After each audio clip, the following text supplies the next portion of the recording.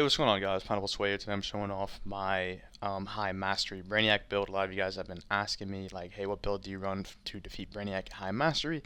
Here it is. We have the Catwoman Tier 1, Dr. Phosphorus LMG, Ratcatcher's Rat Pack, Corrupted Heatwave Grenade, Scarecrow Tier 1, Steel Jacket, Traversal, and then Catwoman Lucky Charm, Catwoman Neck Bomb. Now, honestly, when it comes to Brainiac, you can run really anything. It's just your main source of damage is going to be through poison. So you're going to want to run a tier 1 scarecrow of any kind. It can be a weapon, it can be a lucky charm, a neck bomb, a shield mod, and I think that's it. Oh, and a grenade, but I wouldn't recommend a tier 1 scarecrow grenade, but you can basically run anything, any loadout really, as long as you have a Scarecrow Tier 1, and I'm fully confident that you can defeat Brainiac at really any mastery. In that, yeah, as long as you have Scarecrow Tier 1, you'll be fine, really. At least that's what I think, that's what I believe, but, I could be wrong.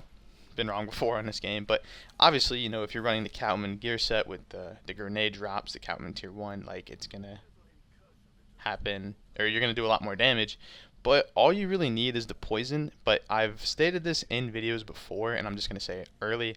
The only problem with poison this season is that when you get to the final phase of Brainiac, when you finally defeat him and his health bar is completely wiped, do not shoot him because the poison causes the game to crash. I have no idea what causes this, and I wish Rocksteady would like do something about it to fix it because it sucks. Because thankfully, like, the Brainiac boss fights don't take an awful lot of time this season. They only take about 10 minutes if you're running poison, so that's cool. Even at mastery like 300, it only takes like 10 minutes. But your best bet, basically. But yeah, like, basically just don't shoot them. I heard people online say that you can throw an afflicted grenade at them, and that'll cut it out. And I've even recently I've had it where it just goes straight into the cutscene. You don't even have to shoot them. So just many different things. But basically, like I was saying, I believe you can run really any loadout. Maybe someone can fact check me on this. It's just as long as you have poison or something that applies poison, you can defeat Brainiac perfectly fine.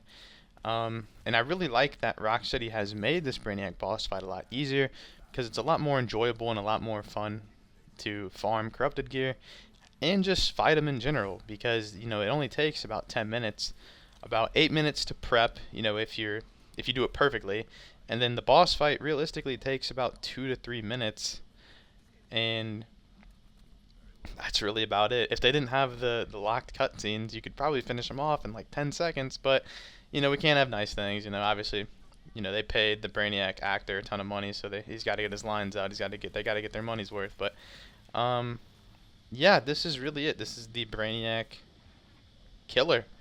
That's probably what I'll call it, the Brainiac killer build for Suicide Squad Kill the Justice League. That has a nice ring to it. But since I'm not really going to be focusing too much now on the gameplay, obviously I'm not really sure how much the videos you guys watch or how far you guys watch these videos.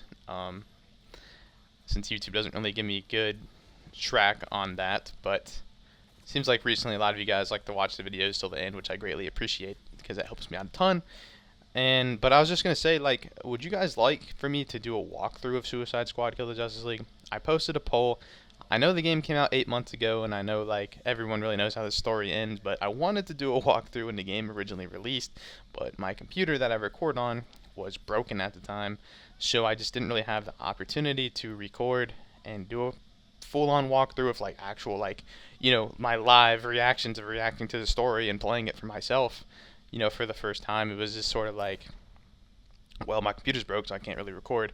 But is that something you guys would like to see? Maybe. I mean, if not, from what I've seen the polls, you guys seem to want that. That'll probably occupy most of the rest of my October schedule, likely until episode 6 drops, because honestly, there's not really any other good builds, I would say, this season. It's really just Catwoman Tier 1, and that's really about it. And I don't want to, copy and paste builds. maybe, I don't know, maybe if the builds are still good at like Mastery 500, or if I get to Mastery 1000, it's good, then maybe I'll make a Mastery 1000 build, I don't know. But is that something you guys would want to see? Because, one, those videos are going to take a lot of time. Like, each walkthrough episode will probably be between 30 to 40 minutes, depending on the exact mission I'm doing, or like if I'm in a flow state and just want to get stuff done. And it's going to take a long time to edit. As you see right there, I get nothing in terms of corrupted gear. But yeah, is that something you guys would like to see? So please let me know, because I actually want to do a walkthrough. And honestly, like, I don't recommend this, but you guys can go back and watch my old videos. I did a walkthrough of Arkham Asylum a long time ago, back in 2020. So it would be cool to do a walkthrough of Arkham or Suicide Squad, and maybe go back to the old games. I really don't know. Anyways, this is Pineapple Sway. Hope you guys enjoy this. Peace out.